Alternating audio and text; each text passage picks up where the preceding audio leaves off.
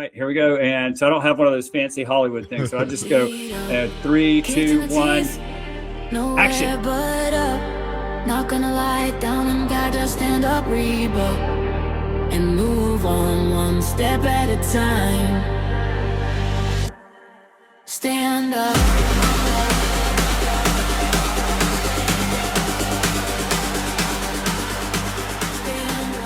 Hello and welcome to the Human Reboot Project. I'm your host, Jay Middleton, and I am super excited to introduce my guest today, Ryan Van Duzer. And before I let him say anything, I want to tell you a little bit story about how I discovered him. Probably, I don't know, maybe during the pandemic, someone sent me a link to your Instagram account, and they said, I assume that you're friends with this guy. And I was like, I don't think I am. And I clicked on your link and I was like, I need to be friends with that guy. So I've been stalking you for a couple of years on Instagram and your YouTube channel, Ryan. And whether you like it or not, you're on my podcast now and we're going to be friends. So welcome. I love it. We could have been friends so much longer ago. All you have to do is reach out. I realize that because when I watch your videos on YouTube, especially as I was just telling you, I just finished watching the All Heart documentary about you that your friend did with you. There's a lot of people that you're friends with. It doesn't seem like you've ever met a human that you don't like. So yeah. I mean, I my goal is to like everybody, you know. Yeah. And Ryan, I guess also I should probably maybe tell our audience a little bit about who you are. And so when you go to your webpage, your YouTube channel, there's so much. You have done so much. And so I've tried to distill it down into who I think Ryan Van Duzer is. And you tell me if I get it right. So all right. This is what I came up with. It'd be easy just to say that you're a content creator, but I think you're a lot more than that. You're a cyclist, and this is the source of, I would say, 95% of your content that's up there on YouTube right now. You're an advocate. You've done work for People for Bikes and League of American Cyclists. You're a biking gear designer, it sounds like, or at least partner with some great companies to help them figure out how to design great gear. I think most important, you're a maximum lover of life and adventure, which you document on Duzer TV, and yes. you've got over 200,000 followers on YouTube. I get excited when I hit 10 followers on my YouTube channel. So, recently published author, you wrote a book about your journey from riding from your Peace Corps job in Honduras. It had wrapped up all the way back to Boulder, and I'm sure we'll talk a little bit about that later. And then to give an idea of people of what kind of adventures you like to do. So as I just mentioned, you rode from Honduras to Boulder after your stint with the Peace Corps. You were on the show. You were one of the, I guess they call them contestants on Out of the Wild in Venezuela. You ran the Leadville 100, not once, but twice. Finished both times? Oh, yeah. Yep. Oh, man. And you've cycled across the United States more than once, but I think my favorite one is when you did that and stopped and asked people for love advice along the way. And I think this was a separate incident time you rode across the United States. And I think this was for an advocacy or to raise awareness for the League of American Cyclists. You actually did it one time on a old sort of 3-speed cruiser bike that you would probably find more often under under a college student going back and forth to class. And you rode yours across the United States. Yeah. Did I sum you up correctly? That's amazing. I really appreciate it. It's, I don't think about all these things all the time. So it's fun to be reminded, oh yeah, I've done some really, really cool stuff and I'm really grateful. Life is good. So yeah, man, this is so fun to be here with you. And I can already tell we have a connection and let's do this. I'm excited to get to know you better. Man, I love it. So, because this is about you, let's, and how did it all start, right? I mean, did you just wake up one day and say, you know what? I just want to be like that adventure guy. I want to go out and just be on my bike, be, running through the mountains. What sort of spurred you to where you are now? So I grew up in Boulder, Colorado, which is obviously a very outdoorsy city with lots of outdoorsy people. And luckily, I met some wonderful people early on in my life who would take me running on the trails. And then I remember getting my first bike, and that was my ticket to freedom, because when you're a kid, you're kind of confined to the boundaries of your little neighborhood unless your parents are with you to hold your hand. But once you get that bicycle, you can cruise. You got that freedom machine.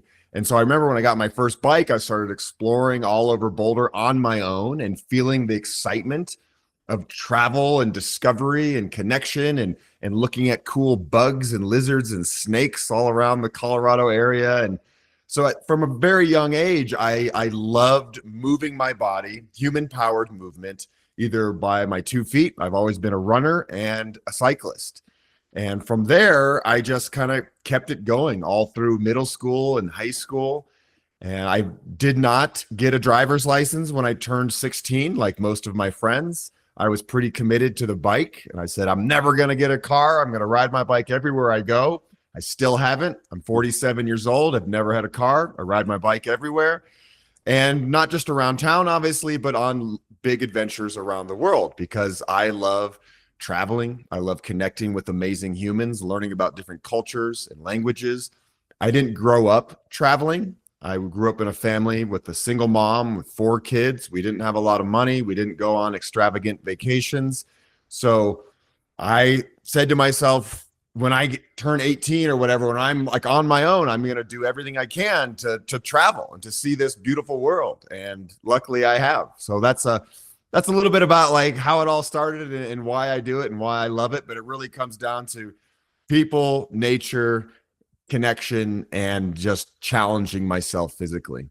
I love it. I love it. And I think, if I remember correctly from watching the documentary about you called All Heart, when you were a kid, a pretty young kid, you had a health scare you were diagnosed with high blood pressure, which I've never heard of probably now there's probably a lot of kids with high blood pressure, unfortunately, but it just seems like, I mean, when you see pictures of you as a little kid, you just look like a young little healthy kid who likes running around. How does someone have high blood pressure at that age? You know, it was a freak thing, and it was really high. I was at my well baby checkup. So I was young, like 5 years old. And the nurses took my blood pressure. It was 160 over 140, which is sky high. They didn't even believe it. And they brought in more nurses to like double check and another nurse to triple check. And sure enough, I had extremely high blood pressure. And then for many years after that, I was in and out of the hospital doing tests, and I hated it. You know, hospitals are scary places for kids, and they never pinpointed what caused it. They really never figured it out. So from that point on, I was on daily medication to keep my blood pressure low. But I do remember the most important thing, and this is a big part of my story, is the doctor said to me, Ryan, the best way to stay healthy, to have a healthy heart, is to be active. And from that moment on, I was like, okay, I'm going to like run and bike and do all the things I can do. And that was definitely an inspiration to just live an active life so I could live a long life. Yeah, that's awesome. And do you still have to worry about the high blood pressure, or is it your active life? Is it cured you? Yeah, I think it kind of cured me. I took medicine till I was about 25 years old, daily medicine. Mm-hmm. And then I was in the Peace Corps in Honduras and lived there and kind of got off my schedule. And then when I got home, I started checking my blood pressure more often. I always checked it anyway, but it had kind of stabilized into normal numbers. And I kept off the medicine, kept checking it. It was pretty good. The doctors were like, you may have just grown out of it. We didn't know what caused it in the first place. So maybe it just magically went away, or who knows? But that's the story. Yeah. You're not going to question it, right? It's gone. Yeah, so exactly. You're good. Yeah. And something else that you mentioned, and she reoccurs in a lot of your videos. You talk a lot about her, and that's your mom. Mm-hmm. She raised you as a single parent. I would love just to hear a little bit more about how has affected your life and continues to affect your life. Oh, this is when I get choked up, my friend. I got choked up watching the All Heart video at the end where you're sitting there talking to your mom. I was like, yeah, I mean, my mom really is my hero. She did everything she could to make sure that we had a good life. I mean, she did not have a high-paying job. She worked at a nonprofit when we were kids. We just squeaked by, you know? And so I saw her as a young boy dedicating her life to us and giving us the best life that she could, you know? And my mom had a saying where she always said, I may not be able to give you everything you want in life, but I can always give you everything you need. And those things are obviously just the simple things, love, shelter, safety. And a bike. And so still today, I'm 47 years old. I see my mom probably 3 to 4 times a week. I spend a lot of time with her. I'm very close. I love her. I respect her. And I really thank her for the gift she gave us kids. Yeah. Shout outs to moms everywhere. Shout out to parents everywhere who support your dreams, right? I think there's a lot of parents who maybe try to push a certain agenda or something that they expect their children should do versus letting them sort of discover themselves. And it's very, very evident that your mom lets you discover and lets you be who you are, though she does worry about you. She talks about that. Yeah. She's a mom. I think all moms and dads, worry a bit about their kids, especially when they're in far off places on bicycles in the middle of nowhere and I'm all alone. I mean, I can see from her point of view why that would be scary for her. She's never done anything like this. So obviously it's scary. But for me, I've traveled. I trust the world as much as you can trust it. And I truly believe in the goodness of the humans around me. And I believe that you bring good energy into a situation and the other humans around you are going to see that, whether you're on the side of the road in Mexico and asking for help from a truck driver or a teacher in high school, And so I've always felt very comfortable interacting with strangers. And it's led me to where I am today. I like with you, I want to reach through this screen and hang out and give you a high five. Oh, well, we'll have to make that happen at some point for sure. Even though I'm leaving Colorado in a couple of weeks, but if you ever find yourself biking through Idaho, please swing through Boise. Yeah, I love Idaho. Yeah, it's a beautiful state. I'm excited to get there. In that movie All Heart, it's really, I think, is it's funny and sweet. When you get back from Honduras, you basically move back in with your mom and live in the basement. And there's some great moments in that video where I don't know how serious she is, but basically I think you talk about you pay her $20 a month, or excuse me, you think it's $20 a month to live in the basement. She tells you it's $20 a week, and you seem quite surprised by that. I was just back from the Peace Corps. I hadn't made money in 2 years. I was trying to save every cent I had. But I really don't think she ever really charged us. But we did, of course, she's buying the groceries, all that kind of stuff. We're doing the laundry there. So I got a good deal. $20 a month to live with mom is not a bad deal. Yeah. I feel like, because I really want people at some point to go, they should go to your channel and just, if you're into adventure, if you're into bikes, if you're into different cultures, if you're into meeting new and exciting people, you're going to love Ryan's YouTube channel. But there's, so I don't want to give away everything in the All Heart documentary, but there's so much in there to unpack. And I think one of the things is and throughout the video, you talk about your dreamometer, and you sort of walk through how you were trying to shape your life. And one of the things that we try to talk about in this podcast is that, how do we move through a difficult situation and hopefully come out the other end a little bit better. And literally, or not literally, figuratively, you getting punched in the face as you try to create this dream for yourself. Yeah. And damn, you just you get up and you're still smiling.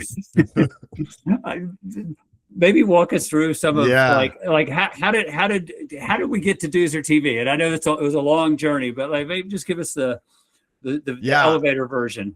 I've always been a very motivated kid ever since I was young. Even when I was young and I ran summer track league, I wanted to be the best and I wanted to train the hardest, and I was just relentless. If I dreamed up something, I was going to find a way to make it happen. And that goes for everything in my life, whether it's relationships or career, whatever. And I picked a very unique, hard thing to do. Originally I wanted to be a TV host for a travel channel. I thought that'd be so cool. What a great way to travel the world and get paid and make a living, but also get to create content that hopefully inspires other people, the viewers, to go explore the world. And so that was my main goal. And it's very hard because there are not many travel show hosts, you know, and this is before YouTube when I was really getting into it. So there really was only like Travel Channel and maybe PBS and some other networks that actually had travel shows. And that was my dream. And for a long time, that's all I thought about. That's what I put all my energy into. I started a cable access TV show here in Boulder, and I was essentially faking it till I made it. I was like, okay, I'm not a TV host on Travel Channel, but I can fake it on local TV in Boulder and run around with my little Sony Handycam with my brother filming me and go on adventures and show people how cool the backyard of Boulder is and all the fun things you can do with yourself or with your family.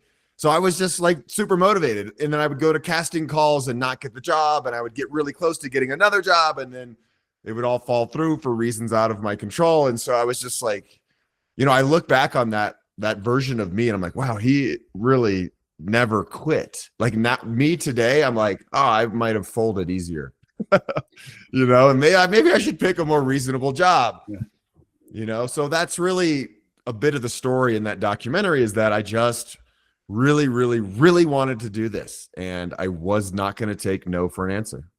That's so cool. And I think, you know, and this comes out in the video because there's a timeline that sort of their story follows, obviously. But you were kind of ahead of the curve when it comes to being an influencer, right? Mm-hmm. You tried to be the TV host, mm-hmm. and eventually you just sort of landed on the idea of like, I could still be a TV host. I'm just going to have my own mm-hmm. channel. And you sort of got on the YouTube party train before it was even leaving the station. Yeah. Am I getting the timeline right there? Yep, absolutely. So, you know, I wanted to be a TV host. I played that game for a long time, for about 10 years. I had some success. I was mm-hmm. on the Travel Channel. I was on the Discovery Channel, but it was really difficult to navigate the entertainment world. And then I kind of just hit my limit with it. I was like, okay, like I've sold my soul and I've had a bit of success, but like, it's not really what I want to do. And then YouTube was a thing at this point. And I was like, you know what? I am just going to go back to my roots where I was on public access TV and just doing it myself. And that's the beauty of YouTube. I'm like, I'm just going to start doing this myself again. And even with YouTube, it was more true to who I truly was as a human and what I wanted, the message I wanted to share. Because on Travel Channel, a lot of times I was reading scripts that weren't written by me. So it wasn't my heart and my soul. It was cool. I was on camera. I was on the Travel Channel, but it wasn't stuff I always really cared about. With YouTube, I get to share my heart and soul with the world. I get to create videos that I'm truly proud of, that I think bring value to the world, that I hope inspire people. And so YouTube is the best thing ever. And so once I decided on YouTube, I started making videos, but I didn't have like any viral hits that skyrocketed me. It was a very, very slow process of building up my channel. But at the same time, I was finally doing what I truly loved and believed in. And that was creating content to inspire people to get up off their couches and go out and challenge themselves. That's awesome. My sort of takeaway from that is, because I do think, and I'll say I'm probably a little bit guilty of this too, as I've started this podcast, is like, I want everybody to hear this. Why isn't everybody like latched onto my podcast, sort of wanting that instant success or instant, I want 10,000 followers tomorrow. And it just doesn't always work that way. And so if you really want it to happen, sometimes you have to just sort of keep grinding away at the process, and it'll happen slowly. Yeah. And that's really what it is. Like, my channel is the result of a lot of work. I have over 1,000 videos on my channel, and 200,000 subscribers is a lot, but boy, it's been a hard road. And still today, it's not like I can just take the emphasis off the gas pedal. Like, I have to keep on creating to keep it going where it's at, and which I love. It's fun, but it's still hard. It's a grind. Yeah. So 1,000 videos. How many years have you been on YouTube now? So I started doing like YouTube in the form that I'm doing it in 2016. So, but I had videos. Yeah, it's a long time, like 10 years. Yeah. But I've had videos up on YouTube pretty much since the beginning. But that was just, I would put up a video that I made, And maybe I would use it as a link if a casting director wanted to see what I look like on camera. I never truly understood like, oh, you could build up your own channel and actually make a living doing this. It was more just like a website where I could put some of my highlights. Wow. Well, still it comes out to about 100 videos a year. Yeah. That's what, a video every 3 days, is that right? Yeah. Every 3 days, 3.6 days, something like that. That's crazy. Do you, I'm guessing in the early years of YouTube that you were probably not only recording your videos, and hosting your videos, were you doing all the editing and do you still do all your editing? Yep, I still do all the editing. Really? That documentary that you're talking about, that's one of the only videos that I did not edit. One of my good friends did that film, but all of my content is created by me. Yeah. Wow. That's amazing. And I don't want to, get too personal, but it's a full-time job, right? You're just Duzer TV 24/7. Yeah. Yep. Good for you, man. Good for you. I want to sort of continue on that theme of sort of grinding it out. And, it comes, if people aren't figuring it out already by listening to this podcast, they will when they go to your videos. You are, like, at least on camera, one of the most positive people in the world. And I imagine that's probably how you are. And matter of fact, I'm pretty sure that's how you are in real life. Yeah.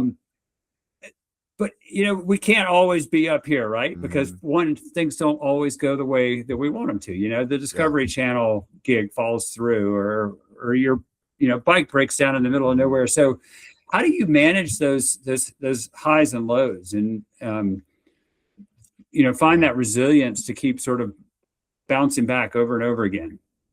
It's very true. Like, I am a pretty positive person on a daily basis. That's how I've always been. That's my constitution.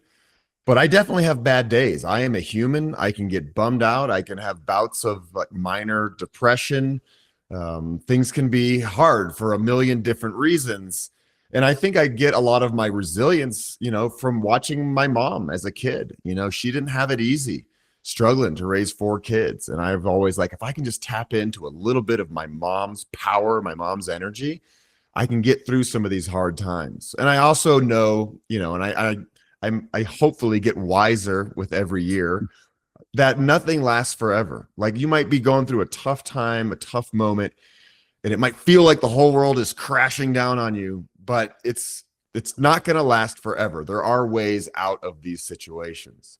And a lot of it is just remembering to move forward. Let's say I'm on a bike trip and it's really hard, or I'm on a 100-mile race in Leadville and it's agony at mile 85. Just keep moving forward step by step. It doesn't have to be huge steps, but if you keep moving forward, you're going to get to where your goal is, or the finish line, whatever it is.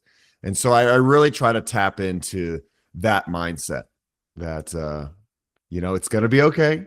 Don't freak out. Or maybe if you freak out, just freak out for a little bit, have a little tantrum, and then, okay, gather yourself and start moving forward and figuring out, what can I do to solve this problem or whatever it is, and surrounding myself with really good people. I'm very fortunate to have amazing friends and mentors and family. When time gets tough, I definitely reach out to them. That's awesome. I'm a big proponent of endurance sports. I grew up in the team sports world, growing up playing soccer, basketball. But later in life, I really gravitated to the bicycle, and have, like a lot of people, keep wanting to see how far can I go? How much can I push myself? I think just endurance sports in general teach us that, because it doesn't matter if you're the, best athlete in the world. At some point, you're going to hit a patch where you just want to lay down on the side of the trail and die, or at least maybe not die, maybe just take a nap. Yeah. But I would love to hear from you, because I'm sure you've got a ton of them. I'd love to hear, like, sort of the worst experience you ever had on the bike, and how you kept moving through that situation. Yeah, I mean, I've had a handful of really tough experiences. One that comes to mind right away is when I was on the Great Divide mountain bike route in New Mexico. And I was there pretty early. It was May, and up high in the high country, the Rocky Mountains, in May, there can still be snow. And I ran into a snowstorm. I was going over a mountain pass, and I was just pushing my bike through like 3 feet of snow. I mean, there was already snow and it was snowing on me at the same time. And I was just pushing my bike, dragging it through the snow. It took so much effort. It was scary. There was also thunder happening, thunder and lightning. Yeah. You know, I'm up high, which is dangerous. So it was spooky in every aspect.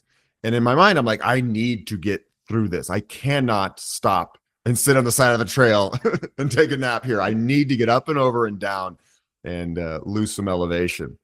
And then I got down past the snow, and then of course it's all the runoff. So then I was just in Mud Town, USA, just so incredibly muddy, which was actually worse than the snow, and just like dragging my bike through the mud. So that's one example of just like, I have to keep moving forward. I have to keep moving. Like this is not a time to have a pity party and freak out, because life could be in danger up there, you know? So I need to get up and over and down. So that's an example of a time on a bike. You know, there have been times when, you know, gear doesn't work. I was also later that same week, actually, on the New Mexico divide, I snapped my belt drive on my bike. And my bike is different than most bikes. It's not a chain, it's a carbon belt drive. And they're almost indestructible. And I was so dumb, I didn't bring an extra one, because I've never broken a belt. Why do I need to bring an extra one? I'm going to be fine. It broke, and that ended my ride. I mean, there are no bike shops that have those kind of things to fix your bike. And so I remember I had to hike back down with my bike and hitchhike out of there. And I met some wonderful people, and they gave me sandwiches, and they felt so horrible for me. But, you know, there's always a way out. There's always a solution to every problem. And you might not get to the finish line or the goal that you originally wanted to get to. You know, on the Great Divide, New Mexico, like, I did not finish this, and it was a giant dream of mine, and I still have not finished it. You know, I went back this year or 2 years ago and did the Tour Divide race, which is a mountain bike race on the same route from Canada to the border of New Mexico. And I got severe saddle sores, and it was ugly and painful, and I had to quit, you know, and I don't do that much in my life. Quitting is not something that I've had to face much in my life, because I can usually push through it. But this was a moment where my health was more important than getting to the finish line. So, you know, it's a mix of everything, you know, and it's not just adventures. There are times with like relationships I've been in where it's really, really hard, and you got to work through it. You got to figure it out. You got to communicate. You got to, you know, do what you can to make things better. Yeah. Well, I'm gonna pause here to give to our non-cycling audience a couple of explanations. So the first one is saddle sore. So if you don't know what a saddle sore is, I think everybody's probably had a blister on their foot before. Now take that blister and relocate it to your ass on a place where it makes contact with the bike seat, and then multiply that discomfort by 100, and that's what a saddle sore is. And it's amazing how something so small can be so crippling. You know, I've seen cyclists get up and pop their shoulder back in after dislocating it and get on the bike and keep riding. And I've also seen cyclists with a saddle sore, you know, no bigger than the size of a penny, cry like a small child because they are so painful, and they can be super dangerous. If they get infected, you know, like any wound that gets infected, it can be a bad thing. So that's what a saddle sore is for our non-cycling audience. Thank you. That was a great description. Yeah. And also, like a lot of cyclists, I keep cycling literature by the toilet for reading. And I was reading an old back issue of Adventure Cyclist this morning, and one of your sponsors or partners you work with, Priority, their Priority Gemini is featured in a gear review. Nice. And it has a carbon. I'm saying all this because I'm getting to you talked about your belt drive on your bicycle. I think most people think of a bicycle as having a chain made out of metal, and it, you know, you shift and it moves through the gears. The carbon belt drive, it looks more like a radiator belt on your car. If you don't know what that looks like, go out and open up your hood of your car and look at the engine. It's the thing that looks like a notch belt. And Gates is actually here in Colorado, I think, aren't they? Yeah. And they pride themselves on building these super durable belt drivetrains, but they do occasionally break. And they're to your point, if you don't have a spare with you, it's not something you're going to tape back together or use a tool to fix. You have to have. There's no local bike shops that ever have them. Yeah, but I think what's cool, and from what I know about the bikes you ride, you use the pinion gearbox as well, which is again a unique feature for most bicycles don't have this. It's an internal gearbox, and again, I guess the best way to describe it to a non-cyclist is it kind of works like your gearbox in your motorcycle or your car. You use a button or a shifter on your handlebar to change those gears internally. Did I do a good job of explaining that? You did a great job. That's awesome. Perfect. I know you said you're not much of a gear guy, but since we're talking about bicycles, I do want to talk a little bit about priority bikes and your relationship with them, because I think for somebody who spends thousands, how many miles a year do you think you ride? 10,000? Yeah, it depends on the year. 10,000 would be a big year. I'm also I'm such not a gear guy. I don't even have a bike computer. I don't really measure my rides. I'm not on Strava. I don't really know. I just ride my bike a lot. I think if you were on Strava, you'd have pro level in terms of follows, because you are out there doing such cool stuff. I didn't even realize that about you. That's crazy. I guess I am on Strava, but I never use it. Yeah.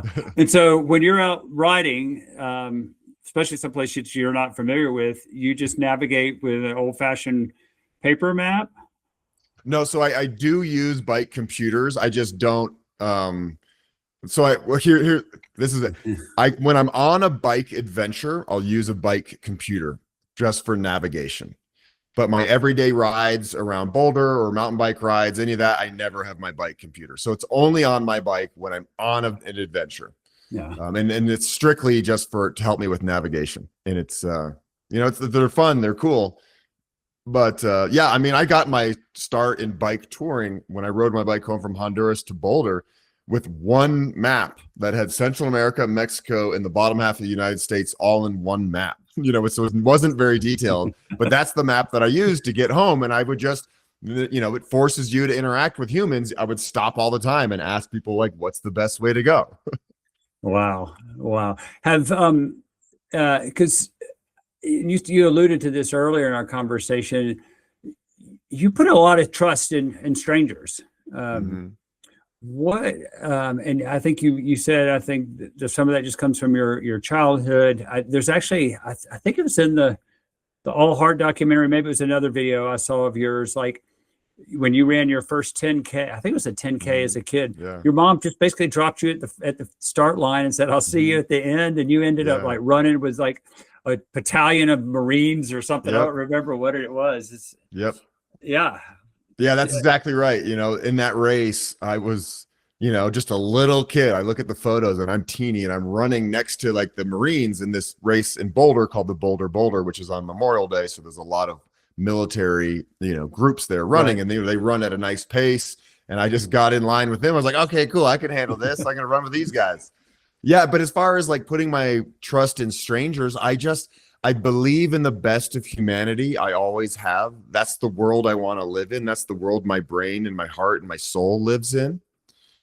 And so when I meet people out in the world on a bike trip or whatever, I assume that they're my friend and that they want to help. And more often than not, way more often than not, they are helpful and they're wonderful. People have invited me into their homes all over the world when I've been on bike trips, and they feed me meals and I camp in their backyard. And even in the United States, when I've ridden across the country, I'm still in touch with some of those people who I, happened upon in middle of nowhere, Missouri or West Virginia. I still write them emails and texts on their birthdays and Christmas and stuff like that. So not only am I meeting them in the moment, but a lot of times you're going to be my friend for a long time, because this is we share a very special, short amount of time. Maybe it's just an afternoon. I roll into a town at the end of the day and I'm asking people, "Hey, where's a safe place to camp?" And they're like, "Oh, well, why don't you just camp in my backyard?" And I go to their backyard and they're like, "Hey, we're cooking dinner tonight, having a barbecue." It's great. So I become part of the family. It's like I have a host family for one night, and then I leave in the morning and we hugs and everything. And then we're friends. That's awesome. I have an upcoming guest. I don't know if you know him or have heard of him. His name is Jason Doyle. Hmm, He just ran across the United States for a nonprofit that he started called No Map to Manhood. cool. And the similarity that I see between the two of y'all is by being, whether you're on a bicycle or in his case on foot, is you're automatically making yourself more vulnerable. There's no car that you're cocooned in, or you're not in an airplane just jetting over people. When I see somebody on a bike out in the middle of nowhere, I just assume that that person, they must trust other people. Yeah. Yeah. Yeah, you have to, and that's the beauty of travel and humanity. It makes the world feel smaller. It makes the world feel friendlier. Yeah. Because growing up, there's like, oh, don't talk to strangers. Strangers is bad, So there's this weird societal no about talking to strangers. But then as I've grown older, I've realized that strangers have been my biggest allies on all of my adventures, who have helped me on the side of the road. I've busted a bike and, they put me in their van and drive me to the next town to the bike shop, or they, like I said, they fed me meals. It's like strangers have 100% made my rides successful. Yeah. Same thing when I've been out bike packing, whether it's somebody just, I was camping one time with some buddies and we were surrounded by RVs at a state park. And, we were just our typical grubby biker selves. And early in the morning, this guy stepped out and he's like, "Y'all want some coffee?" And That's so it's cool. just it's those simple things, right? That are just, they're so human. And I think we often forget, especially in this day and age, that we're all humans, right? And we just need I think it's a lot easier to take care of people than it is to tear people down. Yeah, absolutely. And, I have met wonderful people all over Mexico. I've ridden my bike through that country quite a bit. And if you watch the media about Mexico over the last 30 years, I mean, Mexico is vilified. It's dangerous. It's narcos. Don't go there. And I have found the exact opposite. Yeah. And one of the beautiful things about my videos is not only am I having a great experience personally, but I get to share what's happening when I meet wonderful people who bring me into their homes. And then the viewer on the other end can see that and be like, wow, all I've heard are bad things about Mexico. But when I see Ryan travel in Mexico, he meets all these wonderful people. So maybe, things are not as bad as they say. Yeah, 100%, 100%. I love it.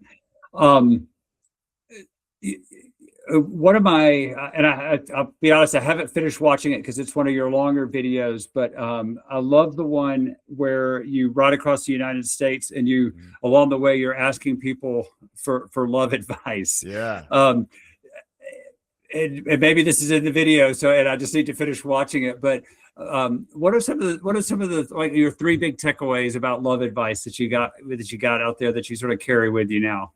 Mm-hmm. So real quick, I did that ride with my girlfriend at the time, and we had kind of just met. It was only 3 months into our relationship. Wow. And I was already going to ride across the country by myself before I met her. And then I met her and I was so in love. I was like, well, I don't want to leave her for 3 months while we're in this honeymoon period. Why don't we do this together?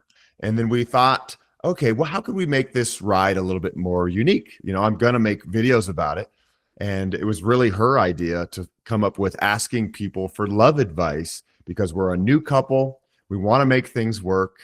And what can we learn from people all around America from different walks of life? So it was a very unique project. And I absolutely loved it. As far as the advice that we got,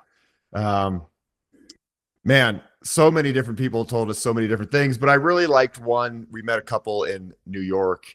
And they said, when you're fighting, which will happen, or an argument, whatever you want to call it, just focus on what the problem is in that moment. Don't dig up past stuff.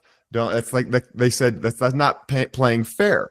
Like, don't go back. Oh, well, you did this one thing a long time ago, blah, blah, blah. They're like, just talk about what the problem is at the moment. And I liked that. And that goes for a lot of things in life. Whatever challenge you have, just like focus on that challenge.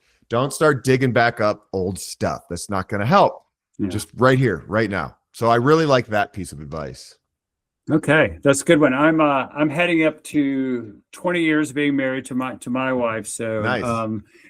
we have our thing is, and my wife came up with this rule because she's way smarter than I am. Is like when we do get in an argument, the goal is never to go to bed angry at each other. I like that. And I think it helps because it's like, man, do I really want to stay up till 3 a.m. arguing, or should we just work this out so that we can go to bed? Yeah, And that one's held true for us as well. So good deal.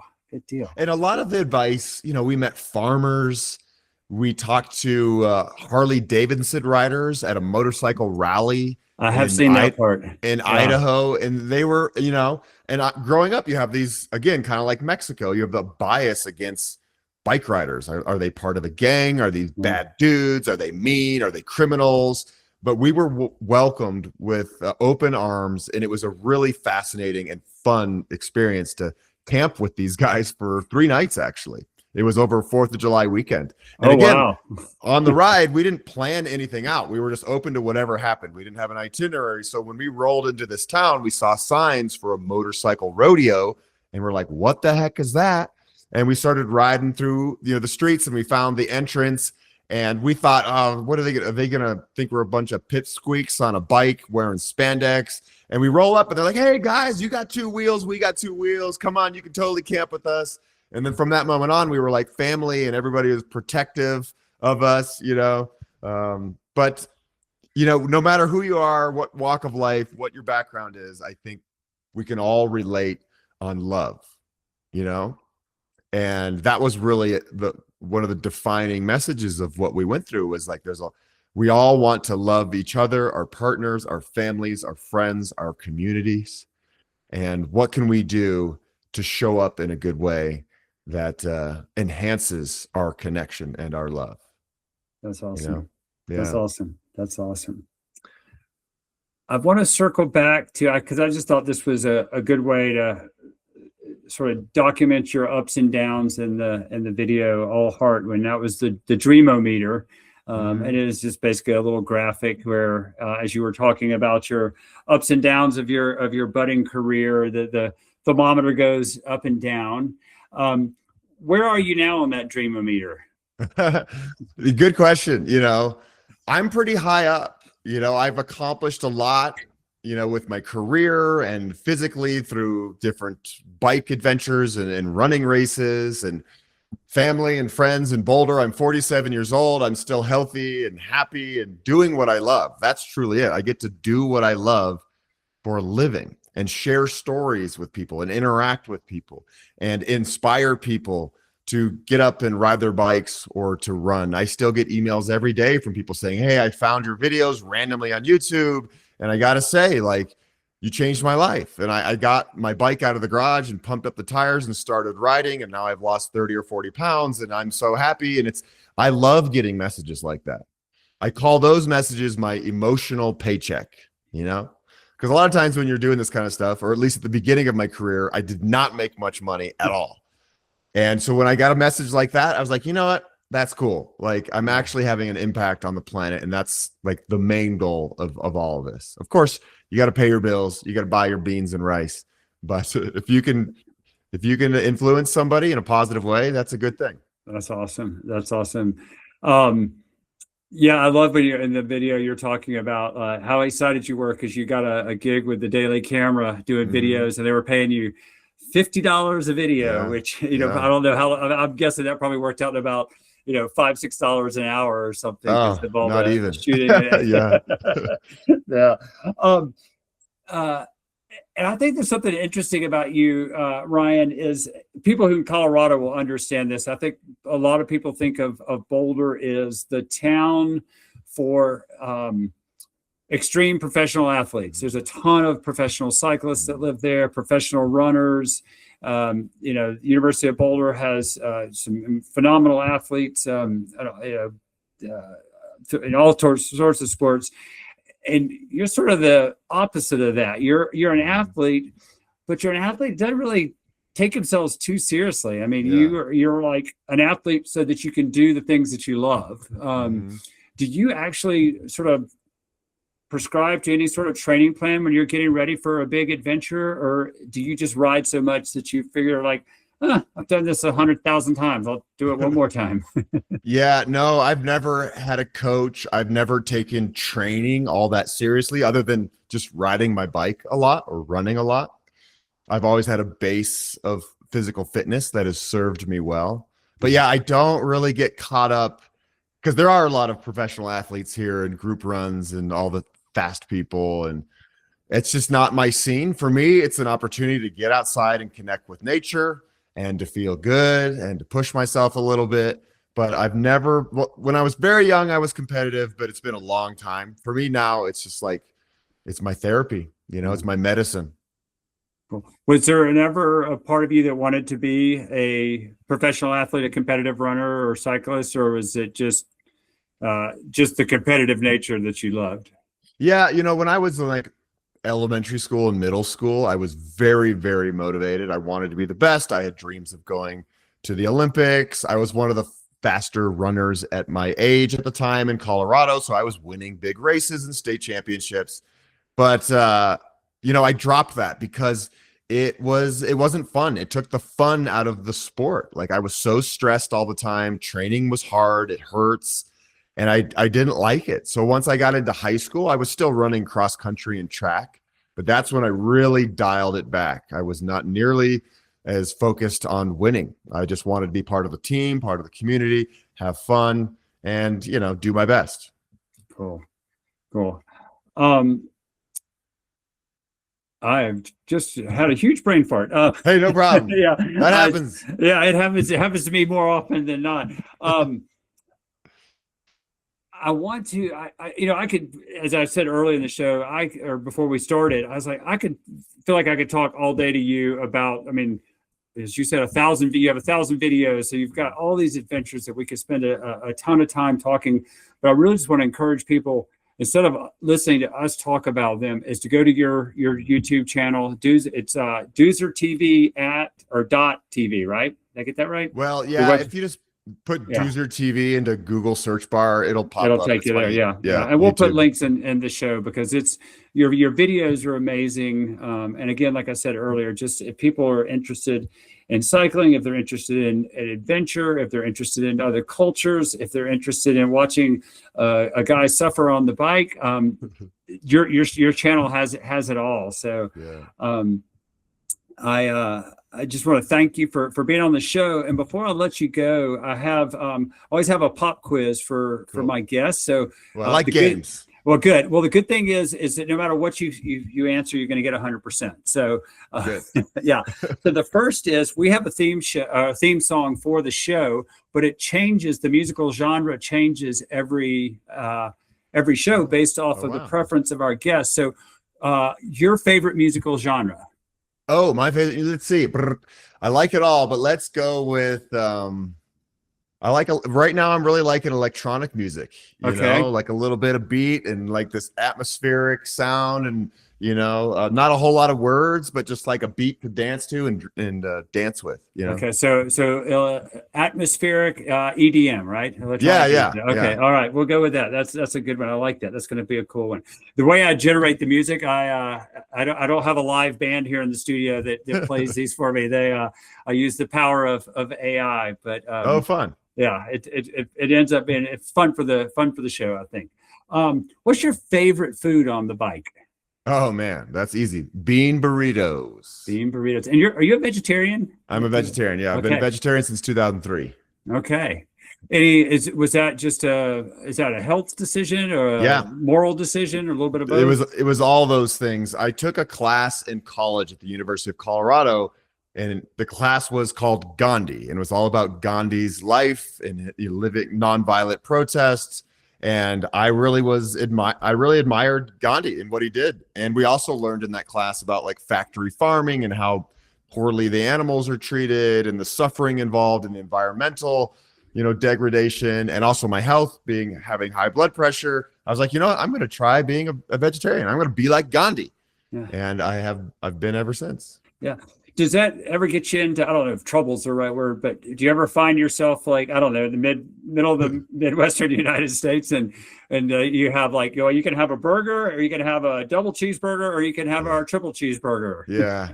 It is tricky in places like that, for sure. There's usually always an option for me. Unfortunately, it's a lot of times junk food, which isn't great, you know, but that, I mean, most of the America in the middle of nowhere is a food desert anyway. Even if you do eat meat, it's all junk food. So yeah. That's good. That's a good point. And you're burning through some calories, so I'm sure that, you know, that bad's for you stuff just burns right through you. Yeah, but I always have like a pack of tortillas and a can of beans, and you know, that does me right. All right. Well, speaking of junk food, that leads me to my next question. If you were a piece of candy, what would you be? Oh, I'd be a Fireball. Oh, you know what? I took an internal bet with myself. I said, I know what he's going to say. He's going to say Skittles. Oh, okay. Well, it's along those lines. It's a cylindrical candy. Yeah. But I love Fireball. I love how spicy it is. And whenever you like put it in your mouth, it kind of gets you fired up. You know, like, woo! You know, it's spicy enough that it's like just on the edge of maybe a little bit uncomfortable because it gets pretty hot. So you got to like take a break at times. Yeah. Okay. Yeah. That's a fun question. Yeah.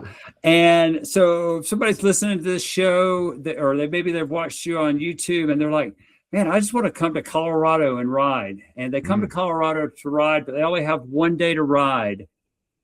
Where do you send them? Oh, man. You know, Boulder is great. I know Boulder the best. But if you just have one day to ride, I would ride the Boulder Creek Path up the canyon. So we're on a creek path, bike path, no cars, totally safe, right next to the creek. It's beautiful, lots of nature. And you can go up Boulder Canyon, which is beautiful, and there's places to have a picnic and hang out. So that's my answer. Cool. That's a good one. That's a good one. I like to ride from my house because I hate getting in the car with my bike to go somewhere to ride. But you know, it's Colorado. It's a big state, and there's some great riding. And sometimes it's just you have to do it. I love coming to Boulder and riding up to Gold Hill. Oh yeah, and to that little general store, which has some of the best. I'm going to change my answer to that. Okay. Not trying to sway you. I'm just sort of was trying to confirm that, like, you could, if you start in Boulder and ride up through one of those canyons, you're going to get a good ride out of it. Yeah, so, for sure. Yeah. So last one is really, you know, we're at the start of 2026. Any big plans, or like either for 2026 or maybe even a bigger project that you're working on that might take you a year or two to see to fruition? I am going to ride the Great Divide mountain bike route again, starting in Jasper up high, Canada, and all the way down to the border of New Mexico along the Continental Divide. It's the 50th anniversary of the Adventure Cycling Association, and they have created a lot of the bike touring routes all over the country, and they also created the Great Divide mountain bike route in 1997. So I'm riding it to promote what they do and to have the time of my life. And, you know, it's such a beautiful route all through the spine of the United States, and there's wonderful trail angels everywhere. So I'm looking forward to it. Cool. So not the race, you're just going to do, you're just going to ride it. Okay. At my own pace. Yeah. I realized, and I had this in my notes to ask you, because I know that you've done some advocacy work for People for Bikes and a couple other. Do you want to just give any of the groups that you're working with currently a shout out, or that you've done in the past that you maybe want to refer people to? Yeah, so I love Bikepacking Roots. It's a newer organization that I've been working with lately. A lot of my merch sales goes to supporting Bikepacking Roots. They do a lot of advocacy around public lands and creating new bike routes around the country. So I love them. I love People for Bikes. They're based here in Boulder. Their whole mission is to make cycling safer all across the United States. So they put a lot of money into safe bicycle infrastructure in different cities. So we all need that, because the main reason why people don't ride their bikes is because they don't feel safe. Yeah. And so their goal is to make riders feel safe. And so maybe it's a protected bike lane where the cars have a barrier between you. And so it's they're a great organization. And then, you know, there's so much good stuff happening out there. We have local bicycle nonprofits here in Boulder that I love, Community Cycles, and yeah, good. That's awesome. Do you by any chance, do you know Megan Hoffman? Yeah, I do. Yeah, for sure. Yeah. Okay. She was just on my show a couple of weeks ago. Oh, nice. And I know that she does a lot of advocacy work and stuff. So as a cyclist who probably needs to be doing more advocacy work, I thank you and Megan both for all the work that you do, and Cool. definitely y'all are both the inspirations on that front for a lot of people. So appreciate that. Thanks. As we wrap this up, I always like to leave the parting words to my guests. So is there anything that you want us to just take away from this conversation, Ryan? Life is short. Go have some fun. We can have these dreams. Oh, I'm going to do this someday down the road. And you're always waiting for the perfect time or the perfect moment or the right gear. But from what I've learned around for myself and other people is like, do it now, because you never know what's going to happen tomorrow. And if you do it now, there's a good chance it's going to get you really fired up to continue doing it. So if you put it off as like this far away goal, a lot of times life happens and things get in the way, and it's not gonna turn out the way you want. So if you truly want to do something, go do it now. Cool. I love it. As one of the themes here on the podcast is talking about moving forward and doing those things in our lives that have meaning to us and to others. And we don't have to wait for something big to happen to start making those dreams come true. We can look to somebody like you, Ryan, who from an early age is like, this is who I want to be, and I'm gonna get there. And it's a lot of work sometimes, but that work usually pays off when we are better for it. So thank you, Ryan. Thank you for being on the show today. I'm glad that we're friends now. Hopefully, we can get together and ride at some point. Like I said, I'm leaving the state soon, but I'll be up in Boise waiting for you. Good. Sounds good. It's a short bike ride. Yeah, I'll meet you there, man. Thank you so much for this opportunity. I really enjoyed our conversation. Absolutely. Thank you, Ryan. Yay, we did it. Oh man, Ryan, that was great. How did you feel it went? I felt like it was great. Yeah, I do a lot of podcasts, and it really depends on the host, and so I feed off your energy and your great questions, and I know like, oh yeah, this is going great. Like I love where this is going. So that's how I felt. Good. Yeah. I often either myself, because I don't know the person or know a lot about that person, or the guest will ask to do sort of a pre-call. And we obviously did not do that. I had some notes prepared, so I'm glad that you felt like the questions were good, and totally. You definitely you bring the energy just like you do on your show. So thank Thanks, you. Man. I appreciate it, and best of luck on your move. I hope it's amazing, and I really look forward to meeting you someday in real life. Yeah, absolutely, Ryan. I appreciate you taking time out of your day, and I'll continue to follow. Oh, I have a favor to ask. I'll send you a Google link for a file folder. I love to intercut pictures into the video pictures. If you didn't mind, thinking about our conversation, early childhood, your time of public access TV, all the way to now.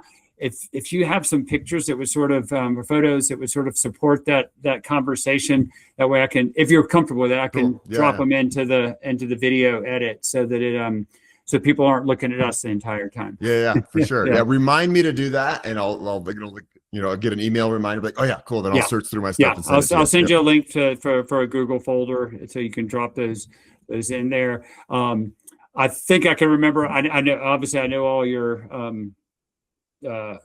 web links and stuff, so those will be in the show notes. But any other links that you want me to put for nonprofits? That's good. Yeah. Cool. All right. Cool, man. Hey, have a great day. You too. We'll see you, Ryan. Take care. Totally. Cheers, buddy. Bye. Bye. Beat up, kicked in the teeth, nowhere but up. Not gonna lie down and gotta stand up, reboot, and move on one step at a time. Stand up.